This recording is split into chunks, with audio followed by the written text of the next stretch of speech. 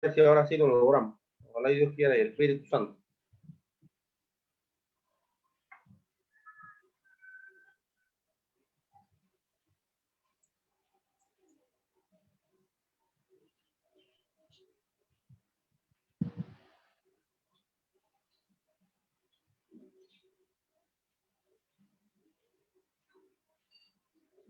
Muy bien, ahora sí lo hemos logrado, hermano mío, y seguimos avanzando. Son las inclemencias, las dificultades que se viven en este proceso de tecnología. Lo que es cierto es que ya tenemos algún tiempo pues de estar trabajando en esta dinámica virtual, pero siempre hay situaciones y hay impases que tenemos que avanzar, seguir desarrollando, hermano. Usted sabe que este tema de la academia, lógicamente no es fácil, sin embargo, estamos comprometidos con la academia, comprometidos con transmitir lo poquito que uno pueda conocer sobre algún tema jurídico, y estos espacios pues han sido gratamente sorprendidos, sobre todo por la cantidad de personas que lo siguen a nivel nacional e internacional. Hoy tenemos desde la esquina de Guía a la Academia Virtual, es una esquina donde nosotros transmitimos sobre todo y presentamos lo que son los libros. Para nosotros siempre es un orgullo y una satisfacción presentar a un autor nacional, un autor panameño. Hace algún tiempo atrás se decía que a los panameños no les gustaba escribir, pero se están rompiendo esos conceptos atávicos anteriores, y creo que existe una camada nueva de profesionales del derecho que se está dedicando al ejercicio de la pluma. Tenemos que reconocer a estos intelectuales que están haciendo un esfuerzo. Y yo le comentaba al compañero y amigo Johnny Yangues que aquel que escribe es porque tiene algo que decir. Y créanme, estos procesos intelectivos, estos procesos intelectuales de sentarse por horas a transcribir, a analizar, a pensar en derecho, no es sencillo y no es fácil. Es por ello que hoy ya hemos traído varios autores panameños, pero hoy me complace traer al compañero Johnny Yangues, que es abogado egresado de la Universidad de Panamá, tiene estudios también de maestrías en el Instituto de Estudios de Nicaragua. Y en definitiva, para no alargarnos más, hermano, como decimos muy panameño, vamos a la salsa, para que presente el libro, nos diga los puntos más controversiales, los puntos interesantes, que es lo que tengo múltiples llamadas que están esperando realmente este tema tan interesante. Adelante, hermano. Sí, buenos días a todos, a usted principalmente, Grupo Guía en totalidad, y a todos los colegas presentes que están conectados. El libro de por sí tiene dos dinámicas. Está estructurado exclusivamente para que un estudiante de los últimos años pueda tener un concepto tanto del proceso como de la prueba y de la carga específicamente dentro de nuestro ordenamiento jurídico. Pero está para que los profesionales del derecho completen esos temas que están allí dentro y puedan profundizar en el hecho. Tenemos dentro de él, hablamos específicamente para qué existe la carga de la prueba y cómo dentro de la historia de la humanidad estamos quedando en el punto de partida. Esto es algo relevante porque resulta ser que el derecho, hubo un tiempo que existió un oscurantismo que todos lo conocemos. Es por ello que la carga de la prueba está justamente o existe dentro del proceso para facilitarle la toma de decisión al juez, no para que las partes, no está estructurado para que las partes sepan cuál es que tienen que probar. Para eso existen otros principios, pero esto yo no lo podría decir en el siglo XVII. Si yo le dijera en el siglo XVII a un jurista de ese entorno, él no comprendería absolutamente nada de que cómo la carga de la prueba está destinada para el juez, para facilitarle la decisión. Él no hubiera podido comprender. En estos tiempos, entonces sí tenemos la capacidad de comprender que la carga de la prueba en sus inicios, porque nació en el periodo formulario, estaba destinada exclusivamente para que el juez, cuando entrara a valorar las pruebas que admitía libremente, no tenía reglas alguna cómo valorarla, y hacia ese punto estamos ahorita mismo propugnando en el mundo jurídico. Yo no, pero el mundo jurídico está propugnando la liberación de la prueba. De hecho, es tan antigua, igual que la organización judicial. Los romanos comenzaron con 3 procesos. Uno del proceso de las acciones de la ley, que era la mezcla de lo divino con lo humano, pero en el año 126 nace el proceso formulario en coexistencia con el proceso de las acciones de la ley, y hasta el año 17 antes de Jesucristo, que fue suprimido, quedando nada más el proceso formulario. Allí se quita lo religioso de lo supersticioso y entra realmente lo que hoy conocemos como proceso. En ese momento, el juez, ese proceso primeramente conserva 3 cosas fundamentales del proceso de las acciones de la ley. Uno, la autoridad judicial. 2, el laudo arbitral. Y 3, las fases del proceso, que hoy en día volvemos a tenerlo, pero que hubo otro ordenamiento aparte del civil law que siempre lo ha mantenido, y eso vamos a verlo ahorita más adelante. Primero, lo que hizo fue mantener la fase del proceso. Habían 2 etapas, la fase in jure y la fase aptum judice. La fase in jure busca determinar la causa. ¿Qué es determinar la causa? Los hechos, las pruebas y las partes que van a intervenir. El laudo arbitral, ¿qué era? Ellos decidían, por lo menos yo necesito que el licenciado Chan sea el que me resuelva esta situación, y usted está de acuerdo también. Sí, me parece muy bien que el licenciado Chan sea el que resuelva como juez esta situación, pero transportándonos a ese contexto histórico, tenemos que entender que no había universidad, no había esta tecnología, no había conocimiento exacto solamente para aquellos que tuvieran el dinero o el recurso necesario para poder entonces instruir a su hijo con un maestro privado. A raíz de eso nace otro proceso, donde la autoridad concentra las fases del proceso en un solo magistrado. Note que le estoy diciendo magistrado, porque así se llamaba el pretor, que era el que buscaba determinar la fase del proceso en jure.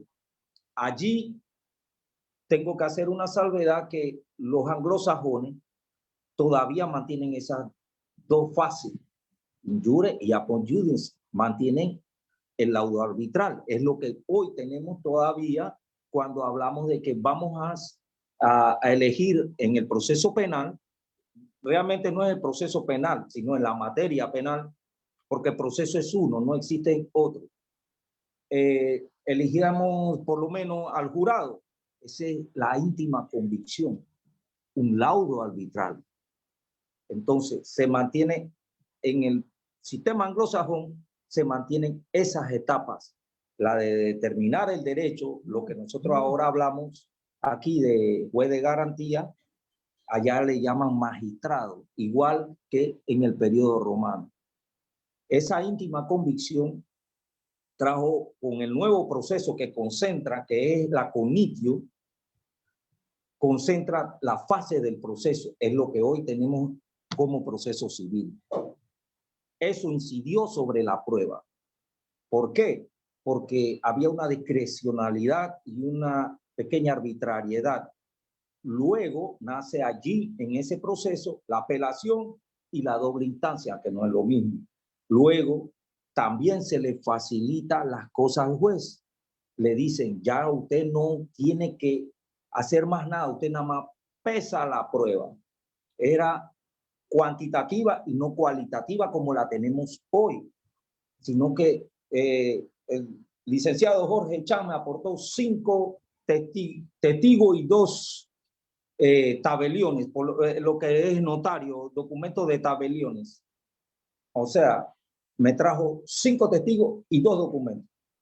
Y la contraparte me trajo 3 y un documento. El licenciado Jorge Chan tiene la razón porque solamente la pesaba 1 más 1, 2.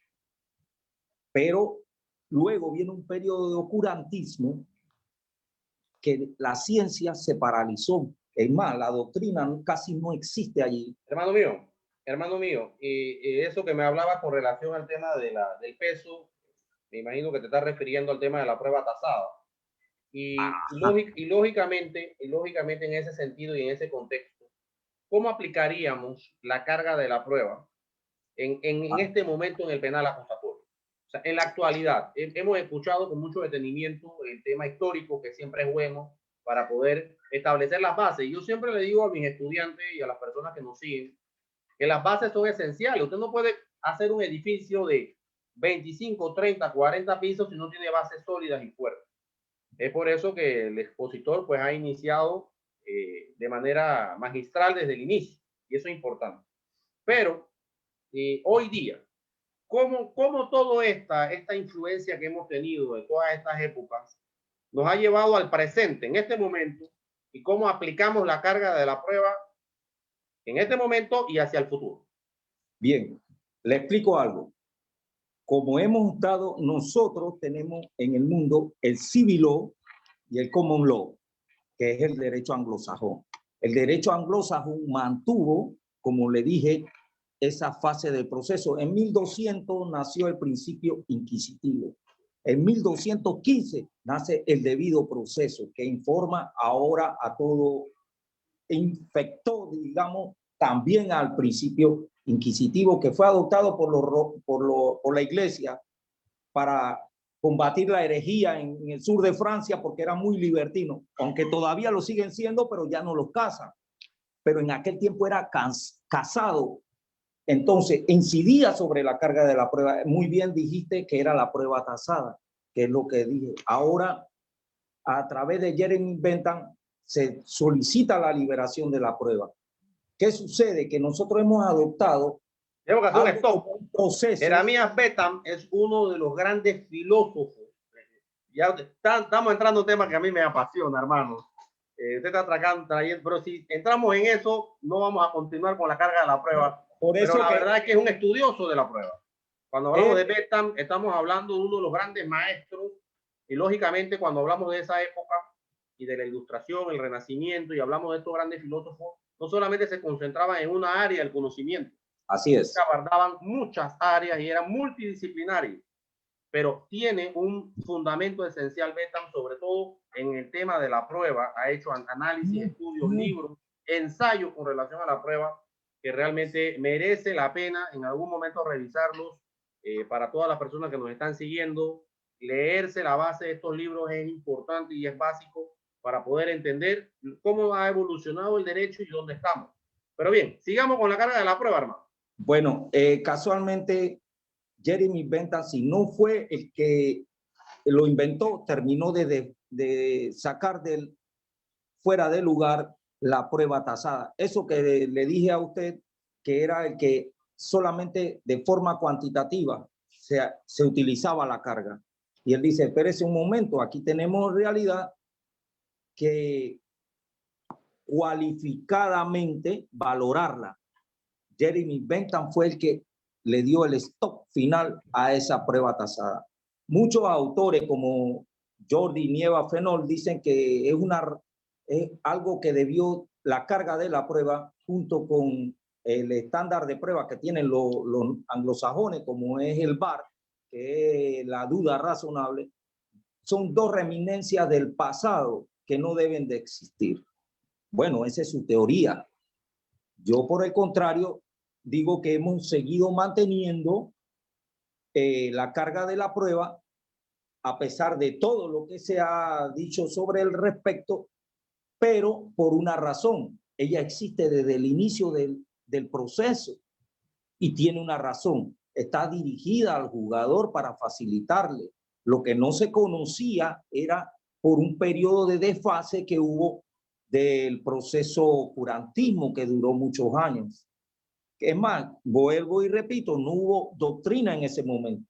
con respecto a lo que me preguntaste específicamente, cómo se traduce todo esto que estamos hablando en el proceso penal, yo le voy a poner un ejemplo tácito de lo que es una narrativa sin cuerpo ante un juez de garantía.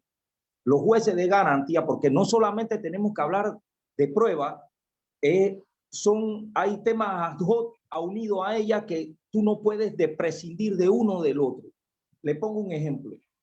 Yo voy ante un juez de garantía en defensa de un ciudadano X cualquiera y va el fiscal. El fiscal tiene una narrativa sin cuerpo y un juez de garantía toma decisiones afectando derechos fundamentales, o sea, de derechos humanos que son parte del coto vedado, que está muy, no se puede quebrantar esos derechos sin una justa causa, y el juez de garantía, sin alguna prueba visible, él afecta esos derechos fundamentales que son anteriores al Estado en su creación, trascienden fronteras y que están regulados ya a partir de la Segunda Guerra Mundial. Los jueces de garantía... Tal vez ahí, hermano, tal vez ahí en el tema, sobre todo el concepto o de la dinámica del proceso penal acusatorio, que tiene una dinámica, ¿no? Y tal vez tú tienes una opinión que yo puedo respetar desde el punto de vista de la prueba, pero es que en la primera fase, cuando hablamos sobre todo del tema del sistema penal acusatorio, todavía no se ha hecho un análisis profundo sobre la prueba, sino es que te doy mi visión, mi cosmovisión de lo que yo veo acá, sino que estamos hablando de elementos demostrativos o elementos indiciarios o incipientes, como se le llama, porque el análisis probatorio profundo, como se conoce, en donde va a entrar los conceptos del estándar de prueba, la sana crítica, la lógica jurídica, la máxima experiencia de la ley, el conocimiento científico, se hace y se analiza en otra fase que es la de juicio. Tal vez cuando tú te refieres al tema de análisis del juez de garantía, no es afectar, porque lógicamente el juez no tiene esa función. El juez escucha a las partes, a ambas partes, tanto al fiscal como a la defensa, y lógicamente, según su estándar de prueba, que utiliza muchos conceptos, por ejemplo, de ponderación y de proporcionalidad, que son bases establecidas sobre todo por Robert Alexis y los criterios alemanes. Y los criterios alemanes, claro, pasa, a veces no pasa, pero somos seres humanos, ¿no? El juez también es un ser humano, pero es que en la mayoría de las veces yo pienso que sí se da esa dinámica. Habrán algunas excepciones, claro, en todos lados hay excepciones, pero es importante aclarar ese punto en el tema de que, por un lado, tenemos el análisis demostrativo. No estamos en prueba todavía, estamos en un análisis demostrativo de convicciones. Y claro, como estamos en temas demostrativos, tal vez me pueda equivocar. Y es normal, puede ser que me pueda equivocar, soy ser humano. Yo me equivoco como Jorge Echan, como ser humano todos los días. Es normal. Veamos desde el punto de vista del proceso. Exacto. Veamos desde el punto de vista del proceso. El proceso solamente existe uno. El proceso tiene unas reglas y principios que no permiten que se interfiera en una parte a otra. Le pongo el ejemplo. ¿Aló? Sí, te escucho, hermano, te escucho. Esto es claro. Los norteamericanos que mantuvieron el sistema adversarial, igual que nosotros tenemos un sistema adversarial, la investigación es no judicializada. Pero cuando va a afectar garantías fundamentales, están parados por la cuarta enmienda, la quinta enmienda, y él tiene que ir a donde este magistrado, o sea, al juez de garantía, y decirle, aquí tiene, yo necesito que me cite a este señor. Espérese un momento, dice el magistrado norteamericano. ¿Y usted a razón de qué? Yo tengo evidencia. ¿Y dónde están? Tráigame la solicitud con las evidencias, porque esa inferencia tiene que emanar de mí, porque usted es una parte aquí y quiere que afecte garantías fundamentales de la otra parte. Aquí el que decide eso soy yo. Esa inferencia tiene que nacer de mí. Muéstreme las evidencias. Entonces, cuando llega la otra persona, si él llega a esa inferencia, lo cita y le dice, es él el que le dice, a usted se le está imputando cargo, aquí tiene las evidencias que necesita de causa probable de que se dio un delito y que usted es el responsable. ¿Qué tiene que decir al respecto? El juez, no el fiscal. Nosotros seguimos manteniendo lo que se conoce como la instrucción sumarial. Seguimos bajo el principio de la legalidad y si más bien, si estudiamos mejor el proceso, podemos concluirlo de esta forma, que nada más es uno. Acción, prueba, decisión. La acción... Mira que, hermano, mira que yo estoy de acuerdo contigo en esos últimos conceptos que acabas de emitir. Y es interesante porque te has metido, yo le llamo a esto océanos azules, y es parte de lo que quería que también los compañeros que están siguiendo, pues, de manera constante este tema de guía a la academia virtual lo pudiera observar. Tú has señalado temas interesantes. Has señalado un tema de cómo analiza el sistema norteamericano. Y ojo con eso. Es que nosotros tampoco somos un sistema basado en el common law. No somos un sistema anglosajón y no somos un sistema norteamericano. El sistema nuestro, el penal acusatorio, es un sistema continental europeo. Entonces, ¿qué pasa? Lógicamente, el sistema que tiene Alemania, Italia, que de Alemania surge y que baja hacia Francia, Italia y España, y que de España se traslada un poquito, sobre todo en la ley del enjuiciamiento penal, de la reforma penal que tuvo España en su momento, y que la baja entonces hacia América Latina, y que es Chile, que al fin y al cabo lo toma como un código iberoamericano y que lo extiende hacia la América Latina, no es el mismo tronco común o raíz que el sistema del common law. Tiene ciertas cosas parecidas, pero no son iguales. Y tú lo acabas de graficar, y a mí me gustó cómo lo graficaste, porque es cierto, no es falso. Por eso le digo, es que tenemos que ver que a pesar de que son adversariales, nacen de lugares distintos y tienen formas diferentes. Cuando tú mencionas en el sistema del common law que el juez es el que tiene que verificar en ese momento, el que tiene que ver si realmente existen o no los cargos suficientes, y que si no, bueno, aquí no hay para mantener este proceso, váyase para la casa. Es así de sencillo. Y si considera que hay, entonces determina, aquí hay suficientes elementos, bueno, una fianza escarcelación. Vamos a darle una fianza. Es muy normal, totalmente normal en el sistema norteamericano el tema de fianzas. O sea, eso es el pan diario. Y las audiencias en el sistema norteamericano son rapidísimas. Un juez puede estar viendo causas así, pero ahí ve también otro tema que es importante.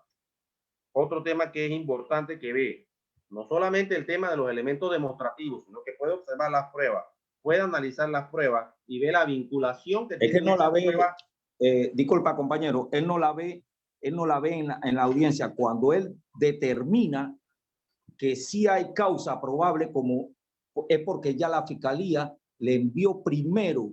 Él no puede hacer eso por la cuarta enmienda. La quinta enmienda es la que habla del debido proceso, pero en antes yo te toqué un tema que se llama el principio inquisitivo y el debido proceso. El principio inquisitivo nació en el año de 1200, que adopta y que la iglesia en conjunto estaba en conjunto como si fuera al principio con el derecho. Los anglosajones en el año 1215, o sea, 15 años después, se apartan de ello cuando le ponen al rey Juan sin tierra en el artículo, en la cláusula 34, si mal no recuerdo, si no me equivoco, le imponen que usted no me puede a mí bajo ningún concepto detener, desterrar, confiscar mis bienes, sino es el juicio de mis pares. Allí, bajo esa consigna, ellos adoptan un sistema que es igual, que si le quitamos aquellas construcciones superficiales que nosotros hemos hecho como un muro, tenemos una carga de la prueba que se llama duda razonable, BAR en inglés por sus siglas en inglés. Entonces, beyond any reasonable doubt, que es lo que se equipara a la carga de la prueba. Pero eso viene del derecho canónico. Lo que le quiero decir es que ellos mantienen el derecho oficialmente también romanista. Lo único que ellos no son civiles, ellos nos catalogan a nosotros como inquisitivos y tienen razón. Y le explico. porque las ideologías están en el derecho, se han introducido dentro del proceso, nos guste o no, y hay que enmendar. El derecho no está creando nada, el derecho está volviendo sobre sus raíces. El derecho ahorita mismo no ha creado nada nuevo. Al contrario, mire, el profesor que dio inicio y el padre del derecho socialista se llamaba, si no me equivoco, Anton Menger, profesor en Viena. Él dice que el proceso civil y el penal, obviamente, es un fenómeno de masas. Ese es el padre del derecho socialista. Por ende, Hermano mío, a mí me gustaría nuevamente retomar el tema de esa comparación entre el sistema norteamericano y, por ejemplo, la audiencia nuestra de fases preliminares, conocida como las mal denominadas combo, que son fases preliminares, ¿no?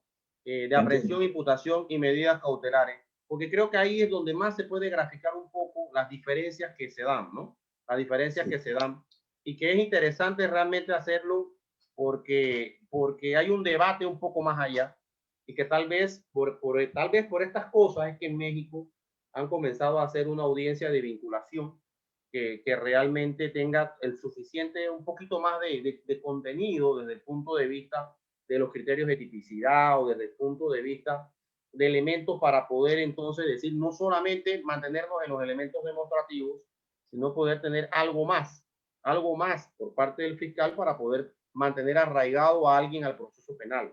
Yo creo que ese punto es interesante, pero fuera de ese tema, que también es bueno, hay otro tema importante, porque en definitiva, ¿cómo se aplica de forma concreta la carga de la prueba? ¿No? Porque para mí la carga de la prueba es algo y la duda razonable es otra cosa. Yo coincido contigo en esos aspectos. Pero ¿cómo se aplica realmente el concepto de carga de la prueba en el proceso penal panameño, concretamente? Yo le dije antes, le expliqué, si usted nota las palabras que yo le dije, es una narrativa sin cuerpo. ¿Qué quiere decir una narrativa? Una narrativa medianamente coherente, pero sin ninguna evidencia. Para los norteamericanos, evidencia es prueba. Si yo busco en un diccionario que tengo por ahí de español, prueba y evidencia es lo mismo. O sea, cuando usted adopta palabras, yo he oído abogados decir imparcial e imparcial. Imparcial es una palabra inglesa que significa imparcial. Es lo mismo. Entonces, cuando usted ve que un juez de garantía toma una decisión afectando derechos como parte de la dignidad, vuelvo y repito, como el de la libertad. Eso es una narrativa sin cuerpo. Y le puedo poner ejemplos que hay errores tanto de fiscales que son abogados como los de los propios abogados. O sea, hay abogados que no saben su propio rol ni cómo defender a su propio cliente. Es inaudito teniendo una tecnología como esta hoy en día que un abogado no sepa cuál es su rol dentro del proceso y cuál es el rol del juez. El juez, vamos a tomar un caso específico, la masacre de Colón, más reciente. El fiscal hizo una narrativa sin cuerpo y puso en peligro la vida, bienes fundamentales, garantías fundamentales que son parte de la dignidad humana. En realidad son derechos. Cuando usted oye eso, es derecho humano cotovedado. Esa parte no se puede, bajo ningún concepto, no son absolutos, no he dicho que son absolutos, sino que solamente bajo ciertas reglas se puede interferir en ello. El juez aquí es el responsable, porque tomó una decisión, el juez tomó la decisión de esa narrativa sin cuerpo alguno, medianamente coherente, no necesariamente era la realidad, porque los indicios no existen. Para mí son meras especulaciones que nacen en la mente de la persona que está tratando de vincular a una persona. Eso es para mí un indicio. Habrán doctrinas que digan que los indicios, esto, a la larga, significan dos cosas. especulación o nada. Y entonces esa narrativa sin cuerpo es lo que tenemos ahora mismo y que tenemos que luchar por cambiar dentro del sistema. No es que los jueces tengan la culpa de eso, es que el sistema lo tiene así estructurado. O sea, él no puede, dice que no puede entrar a verificar, pero si buscamos el artículo, lástima que no lo tengo, creo que es el 64, 65, dice sus facultades. El juez tiene la facultad de verificar que la causa llene esos requisitos. Pero si hay una narrativa coherente sin cuerpo, él simplemente le da traslado a la parte para escuchar qué dice y fíjese y nótese, ni siquiera pone atención, violenta el derecho al debido proceso y dice, se tiene por imputado. Yo lo he vivido. Son experiencias, ¿no? Cada uno tiene algunas experiencias sobre eso. Ahora, has traído un buen ejemplo que quiero graficarlo en unos segundos, pero son experiencias. Lo que pasa es que va a depender. Mira, y se dio un debate sobre todo en el año 2016 profundo con relación al tema de las aclaraciones en su momento en estas fases preliminares y que solamente se daba la posibilidad de aclarar. Entonces hubo una corriente muy fuerte en ese momento que trató entonces de presentar objeciones a la imputación y se ha abierto cierto compás. Todavía no está definido del todo, tengo que ser bien honesto en ese punto, pero cada vez más los jueces de garantía también están tratando de, ante esa objeción que tenga la defensa, de escucharlo. Y creo que eso es básico. Yo pienso que se ha ido evolucionando muy bien esos temas, siempre, porque recuérdese algo, que este sistema está basado en igualdad de armas e igualdad de partes. Si escucho al fiscal, tengo también entonces la posibilidad, o tengo el deber como juez, de escuchar entonces a la defensa lo que tenga que decir. Claro, tendrá que tomar una decisión, y esa decisión que vaya a tomar va a afectar a alguno de los dos, ya sea al fiscal o a la defensa. Alguien va a salir molesto de esa audiencia. Eso es normal. Pero bien, lo que yo quería graficar, hermano mío, que me gustó, pero que son excepciones, ¿eh? Y ojo con eso. Tenemos que hablar que son excepciones porque realmente no es lo común. Una excepción es cuando ocurre algo después de muchos cientos de casos no ha ocurrido. Pero el tema de la masacre de Colón yo creo que es un tema importante e interesante, porque al final, claro que hubo deficiencias y vuelvo y lo digo, como ser humano cometemos errores todos los días, como servidor público probablemente también se cometan algunas cosas, y obviamente uno tiene que ser responsable por esos errores que comete. Ojo, porque para eso uno tiene ese artículo 18 de la Constitución que dice que aparte de los errores que puede cometer el ciudadano, también están la extralimitación o la omisión de las funciones al servidor público. Y eso es importante rescatarlo. Pero en ese caso de la masacre de Colón, a mí sí me gustaría profundizar un poquito, porque sí tiene cierta lógica lo que has venido planteando. En ese aspecto un poco a veces, de algunas excepciones, en donde si escuchamos argumentos más o menos convincentes y que lógicamente pues no tienen mayores criterios de sostenibilidad o de sustento, pues pueden ocurrir situaciones como las que ocurrieron en el amigo de Colón, que no ni lo conozco, pero que en definitiva al fin y al cabo se descubre que no tenía nada que ver. Y ojo con eso, y aquí hay que hacer un compás bien alto y hacer un corchete bien grande, porque una de las cosas que no puede permitir jamás el sistema penal, sobre todo los sistemas penales democráticos, es que una persona inocente, dice un día, medio día, un minuto, el tiempo Ya que sea, en una cárcel. Porque ahí, lo que tú bien acabas de mencionar, todo lo que era dignidad humana, todo el principio pro hominem, todos los derechos humanos, se trastoca, el Estado de Derecho se trastoca. Entonces, así es. somos seres humanos, sí, pero tenemos que El preservar punto, el tema de la el libertad. punto maestro, el punto maestro Chan, es que estamos perdiendo de vista la teoría general del proceso. Yo se lo resumí ahorita: acción, prueba y decisión. La acción y la prueba le corresponden a la parte, la decisión al juez. Si una de las partes interfiere con la otra, ya no estamos ante un proceso, estamos ante un no proceso. Eso era lo que teníamos aquí, como muchos le llamaban proceso inquisitivo. Dice Montero Aroca que eso es simplemente un derecho administrativo que trataba de aplicar el derecho penal. Y por eso que antes le toca el tema de las ideologías dentro del proceso, porque la ideología nazi viene también de Austria. La ideología fascista viene de Austria.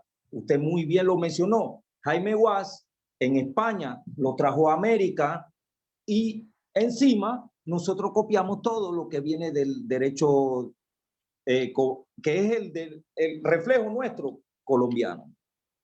Hermano, me están preguntando aquí en redes, sabes que aquí somos interactivos. Sí. ¿Quién tiene la carga de la prueba y por qué la fiscalía tiene la misma? Es que ahí es donde está.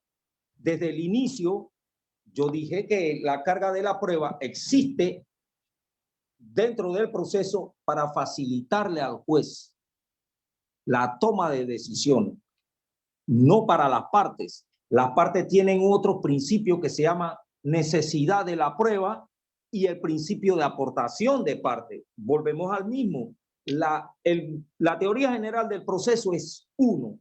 Las materias son diferentes, pero el proceso es uno, que tiene principios y reglas. En este caso, estamos hablando de la materia penal o la materia civil. Es lo mismo. Tienen el mismo principio adversarial de partes. Y el juez en su condición, cuando interfiere en la acción o en la prueba, estaba descendiendo de su rol de juez imparcial y neutral a entrar a un radio de acción de las esferas en las cuales las partes se movilizan. Y eso es lo que nos cataloga a nosotros como un no proceso donde realice acciones. Usted puede ver, en nuestro código existen ideologías extrañas que provienen de allá. Los nazis tenían un fiscal para asuntos civiles, los soviéticos tienen un fiscal para asuntos civiles, nosotros los panameños tenemos un fiscal para asuntos civiles. Sí, sí, sí. Yo fui en estos días a hacerle un proceso de mutuo acuerdo a unos amigos que viven por cerca de mi casa. Me dice, oye, nos queremos divorciar porque ellos tienen años de separado y la casa, por respeto a la casa de la esposa y la familia, y fuimos a mutuo acuerdo ahí y de repente, ¿qué hace la fiscalía dándole concepto? Eso es una ideología. Es interesante, pero estás tocando temas interesantes. Entonces, acláranos esto, tú que te has metido de profundidad en el tema de la carga de la prueba. Yo te entiendo el tema de que es un no proceso, te lo puedo entender, pero ¿por qué siempre, y aquí me incluyo yo en ese tema, nos dicen a nosotros en la Facultad de Derecho, desde tu óptica, lógicamente, que es tu manera de pensar y es lo que ha plasmado tu libro, y yo he tenido la oportunidad de leerlo, y por eso ciertas cosas me llamaron mucho la atención y lo he traído hoy acá. ¿Por qué nos dicen que la carga de la prueba siempre está en el fiscal?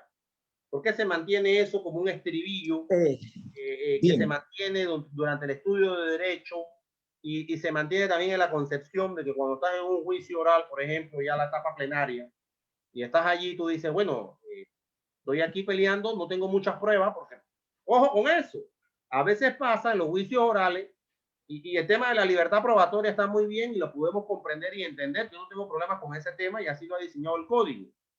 Pero ¿qué pasa cuando tú asumes la representación o la defensa de un cliente y usted le pregunta, oiga, ¿usted tiene prueba? Y él le dice, licenciado, la única prueba que tengo yo es Dios. ¿Qué hacemos ahí? Ya, se fue la libertad probatoria. La libertad probatoria ahí en ese momento no hay prueba. O sea, ahí estamos en no existen pruebas. Entonces vamos allá a la fe, ¿no? Entra otro, otro criterio. Entiendo su pregunta. Veamos el punto porque es interesante. Y yo no tengo pruebas. No tengo pruebas. No tengo. O sea, si el hombre no me da pruebas y quiere que yo lo asuma la defensa y no tenemos, entonces bien. Entonces vamos a ir al juicio y cuando vamos al juicio, entonces vamos a pelear con un escudo que se le ha llamado la duda razonable. Ojo, no tengo prueba, la duda razonable, y voy a pelear con otro escudo que me han enseñado, por eso te quería ver tu cosmovisión, que me han enseñado la facultad, que es que la carga la tiene, por ende, el Ministerio Fiscal, porque se entiende, lógicamente, que él tiene los brazos operativos, es David contra Goliat, la famosa batalla un poco desigual, y que si no logra probar si no logra probar él mi responsabilidad penal, no logra develar o destruir la presunción de inocencia o estado de inocencia, como se le llama hoy en día, entonces yo tengo que ser absuelto. Tengo que ser decretado no responsable. Pero según la cosmovisión del libro de nuestro amigo Johnny, él considera este tema tal vez un concepto de no proceso. Es interesante, quiero analizarlo, ¿no? Bien, le digo algo, maestro. A mí no me importa la materia. O sea, para mí, la materia civil o penal es lo mismo. Volvemos al punto. Para mí, el proceso es lo que importa. Y si... No, y ese tema es interesante. Mira, que tú disculpa que yo te intervenga, lo que pasa es que nos emocionamos con el tema, porque nosotros nos enseñan el derecho civil, derecho penal. Lógicamente, se parte de que son dos áreas totalmente del derecho separado. Pero me gusta la cosmovisión tuya, mira, te voy a ser honesto, de el proceso, no de un proceso civil o de un proceso penal, sino que tú tienes una cosmovisión del proceso como unidad. Es interesante. Es que el proceso es Tal vez uno. muy avanzado para lo que nosotros podamos, porque nos han enseñado de otro punto de vista, pero bueno, esas son tus ideas y es parte de lo que has plasmado en el libro y que uno lo lee y hay cosas que llaman la atención.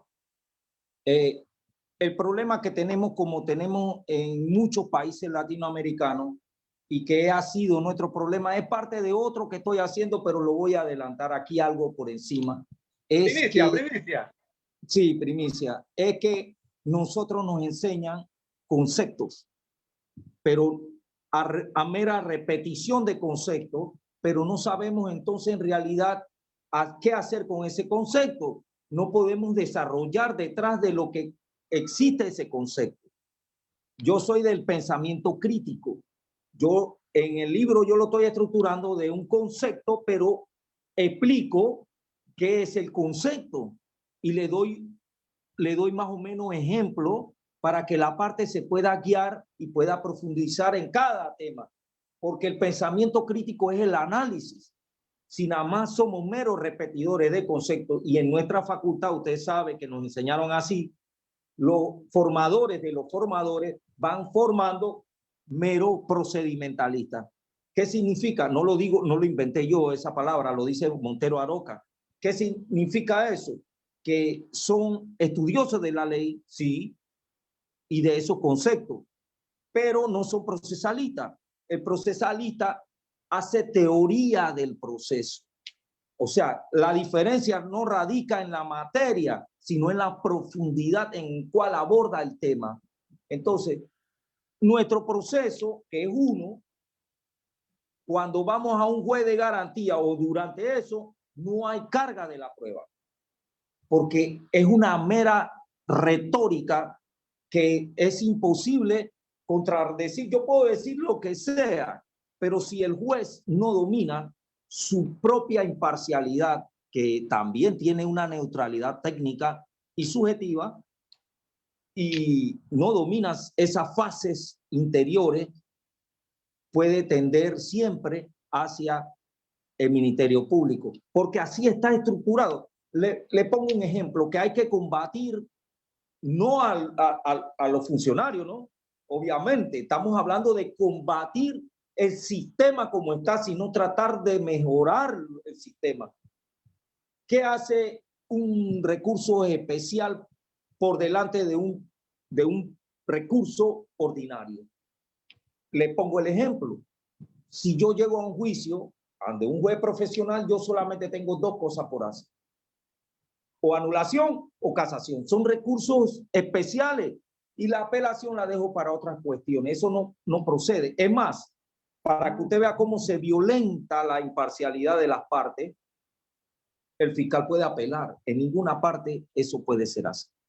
No puede hacer así. Está en juego la libertad. Antes de usted poner en inocencia, en libertad a una persona o tomar una decisión, se tiene que estar seguro de lo que se va a hacer.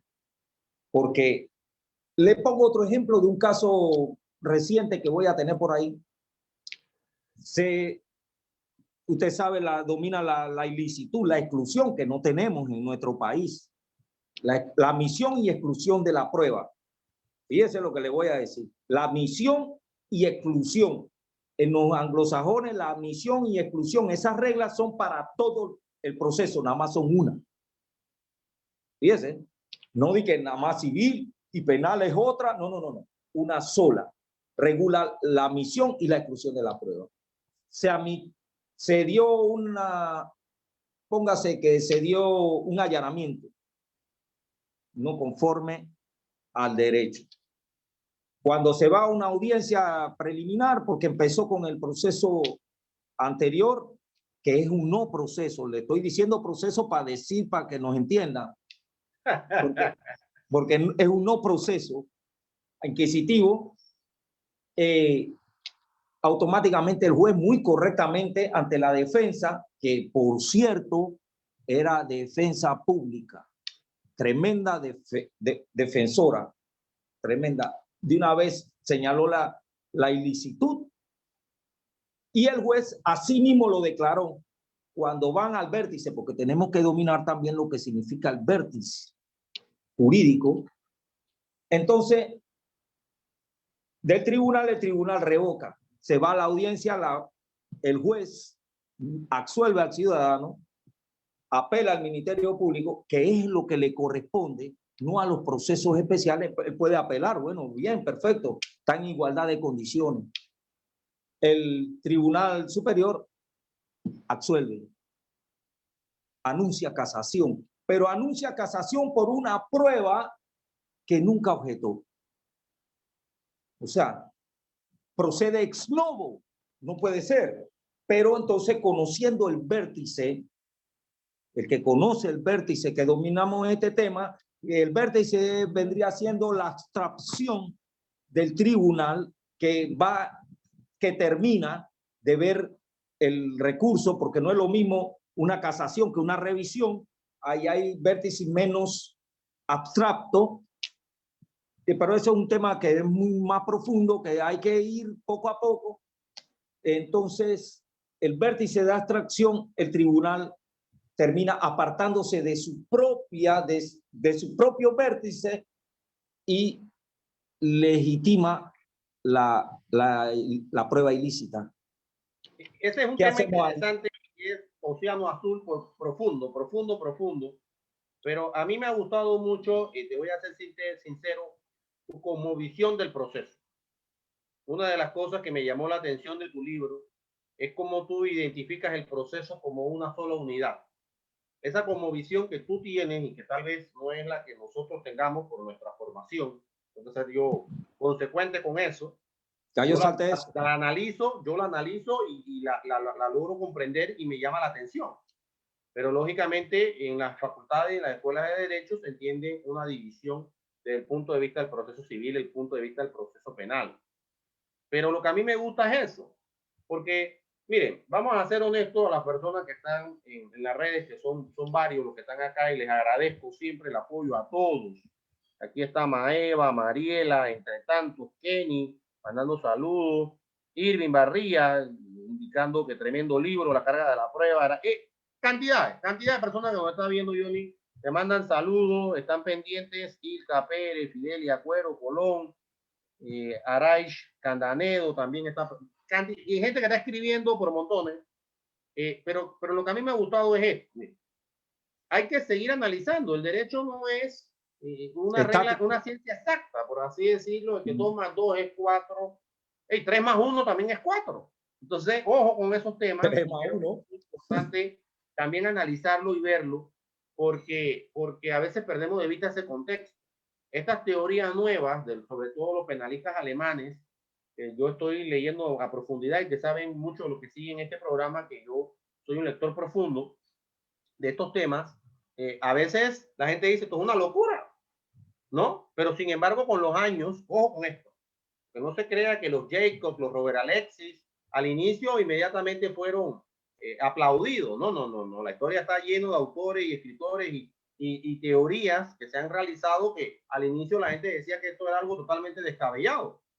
Los propios hermanos Wright, hablando en otro contexto, cuando iban a hacer el tema del avión, todo el mundo se reía que eso no iba a ser posible. Entonces, hay que también darle un espaldarazo a pensamientos distintos, a análisis diferentes y un poco refrescantes, porque eso también forma parte de la diversidad y de la pluralidad de la academia. No, no podemos pensar que porque ya está todo listo siempre va a ser igual y es así, no. Hay temas también que hay que producir. Bueno, maestro, Y conocimiento, Johnny. Yo sí le quisiera señalar que lo que yo estoy diciendo realmente otros lo están diciendo. No solamente yo, lo está diciendo Juan Montero Aroca, Jordi Fenol Flores, Jordi Fenol y Jordi Flores, que es otro, lo está diciendo Michel Tarofu, pero con Michel Tarofu yo tengo ciertas aprensiones porque de algunas cositas que él dice tienen esa tendencia de autoritarismo totalitario, de que son las ideologías que se metieron dentro del proceso. A medida que usted va leyendo a muchos autores, usted se va dando cuenta de cómo incluso hay un escrito de Juan Montero Aroca, que para mí Juan Montero Aroca es una eminencia. Total. Me gusta mucho leer a Juan Montero Aroca, pero también leo a Michel Tarofu sobre la ciencia del proceso. Porque a medida que usted lee, que es lo que nosotros tenemos problemas. Mire, el abogado hay que enseñarle, está bien, el concepto es correcto, pero hay que enseñarle un pensamiento crítico, saber buscar, porque hay muchas cosas. O sea, yo le digo a las personas, usted tiene que buscar, saber buscar de lo que usted va a buscar. Si usted no sabe buscar lo que quiere buscar, entonces usted está nulo. Usted quiere saber algo. Una ciencia. El buscar es una ciencia. Usted quiere saber de por qué algo es, por ejemplo, eso es restrictivo y confidencial. Yo no tengo que dominar la ley.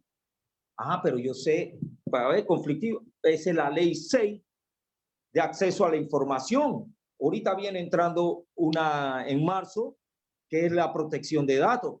Yo no necesito saber exactamente todo lo que dice la ley. Yo necesito leerla, pero no memorizarla. No sé si me explique. Lo que tenemos que cambiar es el pensamiento de enseñanza para que las futuras generaciones, en este caso, los formadores de magistrados y jueces de mañana, tengan un pensamiento crítico, cosa de que esos que van a ser jueces y van a estar en diversas posiciones, a su vez sean críticos también y son formadores. Por lo general yo a los abogados les digo, miren, lo primero que usted va a hacer en un proceso es estudiar a su oponente. Su oponente lo tengo enfrente y al referee a un ladito y lo estoy mirando porque que no se me salga del cajón, porque él es un ser humano. Así que yo lo tengo cerquita aquí a donde lo pueda ver el referee, pero yo estoy viendo al oponente. No solamente estoy viendo lo que dice. Mire, hay abogados que no analizan, sino que son emocionales. Y esa es una parte que tenemos que empezar a enseñar desde la universidad. No es solamente el concepto. Por eso Couture decía, mire, que le estoy señalando cosas antiguas. Couture dice que el derecho se aprende estudiando y se ejerce pensando. Pero para pensar necesitamos doblegar esas emociones internas, que cuando suben las emociones, la inteligencia baja. Y la inteligencia, en este caso, de un juez, porque entre ambos extremos de la carga de la prueba está la logicidad del juicio mismo, está el juez entonces en su operación mental y luego viene la logicidad de la motivación, que no son lo mismo. Eso hay que irlo resaltando. Esos son otros estudios que hay que... pero entre esos extremos está una operación mental que hace el jugador, llámese juez de garantía. Como si él no tiene un cuerpo, jamás va a poder hacer ese análisis de las palabras no son nada.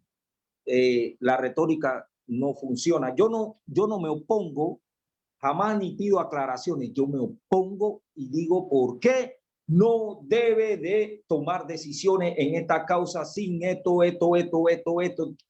¿Qué pasó? Yo no pido aclaración nunca. Yo no voy a permitir jamás que la fiscalía, una parte igual a mí, tome la decisión por lo que debe de decir el juez. Oiga, honorable juez, pero ¿dónde están los elementos que dice aquí el 281? Porque la prueba es el elemento de convicción dirigido al juzgador para crear certeza. Y dice nuestro Código Procesal Penal, pues cuando vamos a audiencia, el fiscal, cuando crea que tiene la convicción de aquellos elementos, podrá imputar. Eso es prácticamente lo que dicen, que solicitándolo al juez, él imputa. Es que tenemos un sistema que no está cuadrado el proceso como tal, o sea, se dibujó, no es un proceso. Estamos bajo el principio de legalidad. Y ese principio, a mi concepto, desde 1808, perdón, cuando Napoleón Bonaparte creó el sistema mixto, solamente lo hemos retomado y me atrevo a afirmar que lo retomaron de un proyecto de 1998 que trataba de hacerlo. No lo puedo confirmar, que he tratado de confirmar que eso que tenemos aquí, que no es sistema adversarial, no se puede llamar así, se llama sistema penal acusatorio. Y eso es un pleonasmo. En esa línea de pensamiento, hermano, yo pienso que hay cosas que hay que mejorar. En definitiva, coincido con algunas cosas, con otras no, pero es parte de la diversidad y de la pluralidad de pensamiento, ¿no? Pero imagínate antes cómo estábamos. Sí, por ejemplo, ahora que tú has hecho este análisis comparativo de que tú consideras desde el punto de vista, sobre todo en el análisis preliminar, que hay cosas que ajustar, pero por lo menos este proceso que sí es perfectible, que hay que mejorar, pero antes estábamos en las manos de los fiscales. Imagínate. Eso es cierto. Hay que reconocer ahí, hay puntos que reconocer ahí, que por lo menos dimos un avance, claro.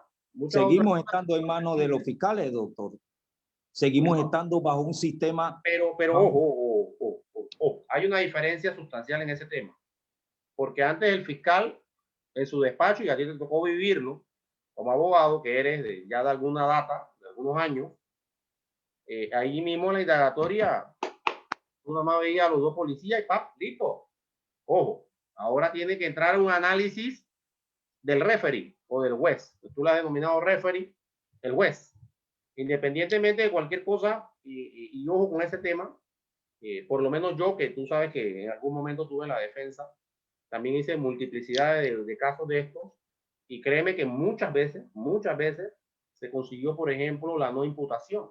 Yo conseguí eso. No te digo otra persona, pero digo yo a título personal, siempre y cuando teníamos jueces, como sí los hay, que escuchan, que analizan y que interpretan la norma. Hay muchísimos con un criterio un tanto más garantista. Es que ahí entra la ética del juez. Es lo que vamos a ver. La función de deontología, la función de la deontología dentro de ese juez. Hay muchos, he podido constatar de que no son todos, ¿no? Hay unas piezas que no dominan realmente lo que están haciendo.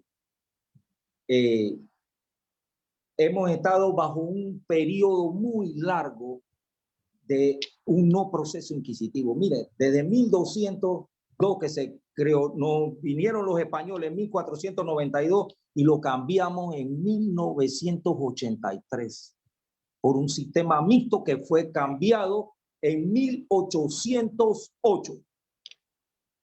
Y desde el 83 somos los últimos que venimos a cambiarlo ahora en el 2008. Fíjese, hemos estado... Sí. Eso es cierto, hermano, eso es cierto, pero que te vas por una línea de pensamiento muy buena y muy profunda, Pero yo quiero retomar ese tema porque me parece curioso verlo. De antes con el inquisitivo, donde el fiscal tenía el control de la medida cautelar, versus lo que tenemos hoy en día, que sí puede ser perfectible. Yo comparto algunas cosas, pero pienso que se dio un avance. Quiero que me analices eso. Eso me gustaría Bueno, verlo desde el punto de vista de tu criterio. sí hemos tenido un avance, correcto. No voy a decir que no hemos tenido un avance. Tenemos un avance, pero no el avance deseado. Por lo menos tenemos un pequeño cambio que muchas personas se han perdido. Vemos muchos colegas perdidos, enredados y que añoran incluso el no proceso. No he entendido eso, ¿ah? ¿Cómo alguien puede añorar un no proceso? Si tenemos un sistema penal acusatorio más cerca del grado de bienestar para toda nuestra ciudadanía que el no proceso. Entonces, sí hemos tenido un avance. Lo que tenemos es que aprender a precisar el derecho. Para precisar el derecho, obviamente, eso nada más es una función nomofiláctica que le corresponde a la Corte Suprema de Justicia ir haciendo su función. Es la Corte la que tiene que precisar, no necesariamente todo tiene que estar escrito, sino es que él tiene que guiar en su debido momento, dar esas luces y cambiar lo que hay que cambiar. Yo le explico algo, ¿cómo podríamos conversar, decir estas cosas de que hay una narrativa sin cuerpo, o sea, que no existe el estándar de prueba que nos acerque al umbral de certeza, de libertad o de condena en una audiencia de imputación con unos diputados que no dominan nada? Sí, Y ese tema es interesante también, pero, por ejemplo, habría que esquematizar cómo está el sistema. Por eso se habla de un sistema, ¿no? Tal vez las primeras audiencias preliminares, por eso son preliminares, tienen una etapa demostrativa, pero después viene la prueba. Para eso está la fase intermedia. Y después viene el análisis de la prueba, para eso está el juicio oral. O sea, tiene un esquema, no deja de tenerlo, Johnny. Ahí sí tal vez yo quiero que lo veas ese punto también, porque no, hay una fase preliminar, yo lo veo desde el hay una punto, fase pero preliminar que tal vez es demostrativa, como tal vez tú has apuntado, ¿sí? Pero hay una fase en donde tú tienes que probar. O sea, es que no el es que la hecho de prueba que no haya, va a estar. mi hermanito, el hecho de que hayamos cambiado a un sistema oral no tiene que ver absolutamente nada con los principios del proceso. El principio sobre la prueba y su carga de la prueba no tiene absolutamente nada que ver que estemos ante un proceso oral. Le pongo un ejemplo. Coincido. Le pongo un ejemplo. Cuando un fiscal decide allanar, en mi vida, eso no podría ser en los Estados Unidos, porque eso está más allá de la vista, mi hermano. Fíjese, el único que usted puede agarrar, hasta cualquier persona, alguien infragante, usted ve ejecutando un delito, usted puede interceder y todo lo que sea. Pero si está en su casa, eso es lo que está más allá de la vista. Para los norteamericanos, eso existe más allá de la vista. Entonces, automáticamente tiene que primero, porque yo estoy amparado en una cuarta enmienda que dice que yo no puedo ser objeto de investigaciones arbitrarias ni violaciones al domicilio arbitrario, si no es por mandamiento de un juez. Nosotros lo tenemos aquí también, artículo 26 de la Constitución. Pero el fiscal mantiene facultades todavía de jueces de instrucción, porque seguimos con el imperio de fase de instrucción del sistema mixto. Pero recuérdate ahí, hermano, que hay que hacer la solicitud de allanamiento. Hay que hacerla. Y esa pero fíjate cómo evaden eso. Y eso Claro, hay excepciones, ya va a la excepción. Tú lo sabes bien, hermano. Hay excepciones al derecho. Pero mira la premura, o sea, vamos a ver la premura. Has estado investigando un sujeto y de repente es tanta la velocidad que necesitas ir tú mismo. No puedes ir, señor güey, yo voy a hacer el allanamiento porque debido a esto, tengo esto contra él. dele pues avance. En cualquier proceso serio que nosotros tengamos, tiene que demostrar, fundamentar el por qué la intervención a la libertad de un ciudadano. Y por esa razón, nosotros tenemos en este país la promoción, el deber de promover, proteger, respetar, sancionar cualquier violación a los derechos humanos. La libertad es un derecho humano, parte de la dignidad, y está contemplado en la Convención Americana. Hermano, el tiempo se nos ha ido como agua entre los dedos. El tiempo siempre es nuestro peor enemigo en este tema de la academia, y más cuando hay un pensamiento distinto, cuando hay un libro con ideas diferentes, pero que en definitiva tienen su sustento y su lógica, y es lo que hemos querido pues que nos hayas explicado en el día de hoy. Yo quisiera que en un minuto nos explicaras o nos dijeras tu sentir, el trabajo, sobre todo nos resaltaras el tema de la profundidad y del análisis crítico que debe tener el abogado del siglo XXI. Bueno, sí, para empezar me gustaría que los abogados, que la mayoría, por lo menos con esta intervención mía, tengan ese análisis crítico de lo que tienen, y para ello necesitan leer principalmente, profundizar en los temas, no porque lo diga fulano, porque lo diga sultano, pero ok, me estás dando una guía, yo voy a ver si esto es así, porque eso es lo que significa que tenemos que ir más allá. El mundo, usted lo dijo muy claritamente, es un mar, más que un mar, es un océano.